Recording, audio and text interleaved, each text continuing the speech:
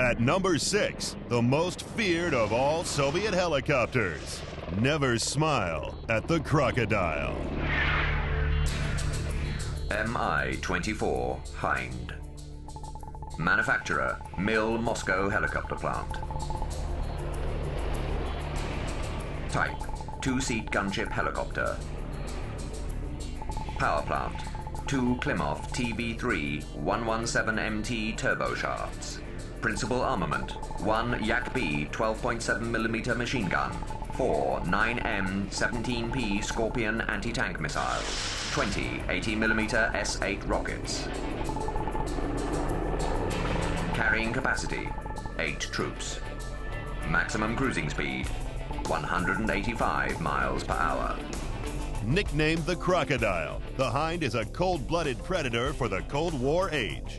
Capable of tearing through tanks, men, and machinery, it's seen battle on 3 continents and become a symbol of Soviet muscle. If you're up against a Hind, what is it like? They're going to do a whole lot of damage because they do look ugly, they look mean, so it sends a signal. Delivered to the Russian Army in the 1970s, the Hind was a unique concept in helicopter design, combining 2 very different roles within a single airframe. They attempted to put 2 helicopters in one by having an attack helicopter that also had a cabin section which was large enough to carry troops. Now that would be attempting to do what the U.S. Army does today with a combined Apache and Blackhawks. They were trying to do that with 1 helicopter. The result was a chopper that could carry 8 armed troops into battle and then unleash its payload: air-to-ground missiles, 750 30mm rounds, 2 57mm rocket pods. The Hind wasn't so much a crocodile as a pterodactyl with guns and attitude.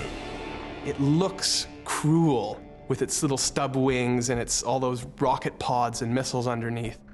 It's the sort of lurking nightmare of any man who's ever manned a tank in a NATO army. The Hind's bulk gives it significant protection against rifle fire and rocket-propelled grenades.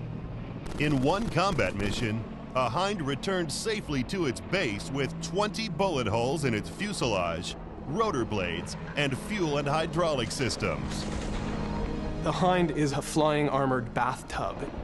It'll take ridiculous amounts of fire so that really only the rotor and part of the airframe are still there, and it'll still have live soldiers in it. The crocodile's thick skin saved it time and again in Afghanistan, where occupying Russian forces became engaged in a long and bloody war. The Mujahideen nicknamed it the Devil's Chariot and used every weapon available to bring it down. When they failed, they turned to America for help. It did very well in the early stages of the war in Afghanistan. So well that the United States decided that they needed to help counter that and introduce the Stinger missile to the battlefield. They had to bring in the Stinger missile specifically on the largest covert action program ever run by the CIA because of this helicopter. Hundreds of Hinds were shot down, its heat signature proving to be just one of many Achilles' heels. The Hind wasn't equipped with night vision. When fully loaded, it had to make a rolling takeoff. And more significantly, it had a tendency to chop its own tail rotor off when it banked sharply. But the Hind has endured, and operations in Chechnya and around the world have proved that the crocodile still has plenty of bite. It is just a mean, violent attack helicopter. The MI-24 certainly can carry a lot, hang around a long time, and make life very difficult for the enemy. The Hind scores excellent marks for fear factor. It also does well in service length and versatility.